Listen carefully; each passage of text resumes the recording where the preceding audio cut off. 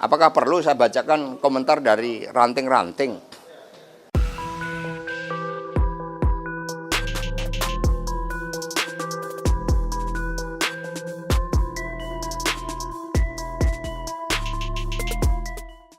Ya Bung Noel kan nggak tahu bagaimana Ibu Mega memiliki sikap kenegarawanan, dan apakah perlu saya bacakan komentar dari ranting-ranting? Boleh ditanya, boleh dicek.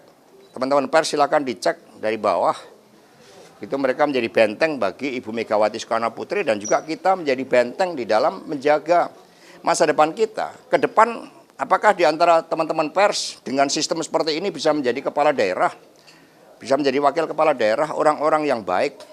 PD Perjuangan mengadakan sekolah partai, sehingga muncullah Eri Cahyadi yang merintis karir dari ASN menjadi wali kota di Semarang, di Surabaya. Muncul Bu Ita menjadi wali kota Semarang.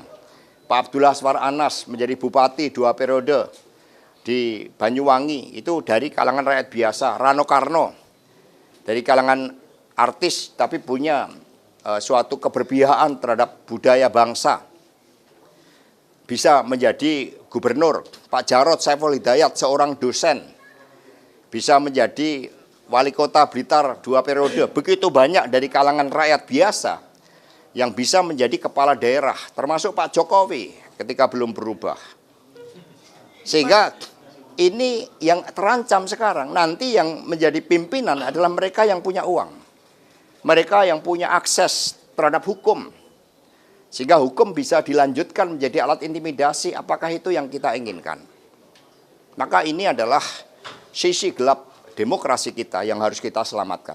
Maka mengapa Ibu Mega sampai menjadi amicus curiae sebagai warga negara Indonesia, dan kemudian menulis dengan perasaan, pikiran, agar habis gelap benar-benar terbitlah terang.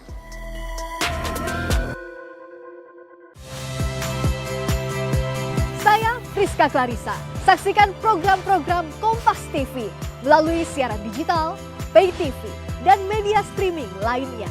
Kompas TV, independen, terpercaya.